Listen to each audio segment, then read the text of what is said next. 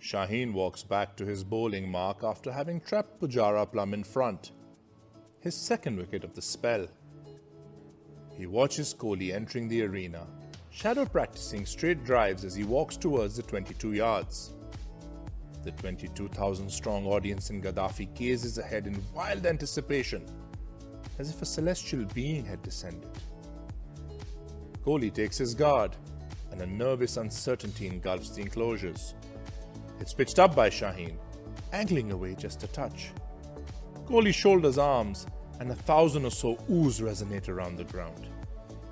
India are reeling at 14 for 2 on day 1 of the Indo-Pak test at Lahore. Ever wondered what it would feel like waking up early on a hazy, late January morning in Lahore and rushing out to catch a 9 a.m. bus to Gaddafi, where a huge throng of spectators eagerly await the start of the first Indo-Pak test on the country's soil since February 2006? Or for that matter, have you ever let your thoughts wander to how Kohli will fare against the current crop of Pakistani pacers in red ball cricket in their backyard? How does Kohli fare against pace? A glimpse at his test numbers against pace, both in Asia and overall, will give us a decent indication. Against left-arm medium-pace bowlers, he has fared exceptionally well. His overall record against left-arm fast is quite impressive too. In Asia, he has faced just 89 deliveries from left-arm fast bowlers, which is insubstantial to make a sound judgment. As for his numbers against right-arm pacers, they significantly improve when playing in Asia, swelling his overall average in Asia to a magnificent 60.9. Against the likes of Hassan Ali, Fahim Ashraf and Mohammad Abbas, Kohli is expected to pile up heaps of runs when playing in Asian conditions. How can Pakistan pacers get Kohli out? Earlier in his career, a ploy often used to undo Kohli was to test his tempo by putting the balls outside his eye line and drawing him to drive. However, this may not work for Pakistan pacers because the technical adjustments Kohli has made post-2014 and the general lack of assistance for pacers from Asian tracks. They can adopt a New Zealand-like strategy though. If there is decent nip, Hassan and co can consider bowling a tight line to Kohli and look for that ideal delivery that pitches on a length and darts back in. They can also mix it up occasionally by resorting to a line in the corridor of uncertainty to keep him guessing.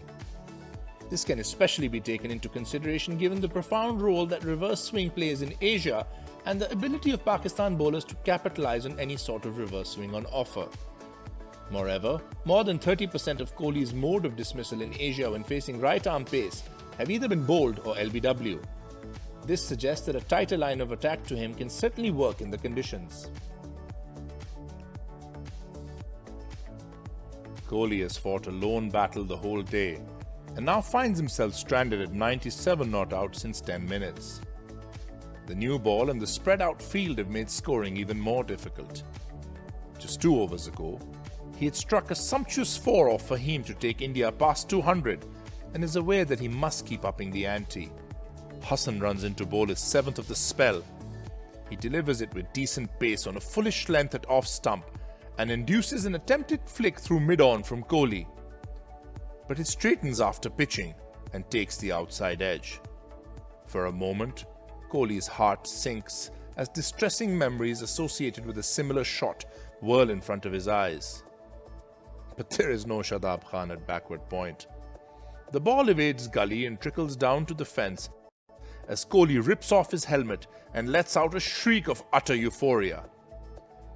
Adelaide 2014 was redemption, but this, 100 in his first ever outing on Pakistani soil, is the heaviest feather in his ever-filled cap.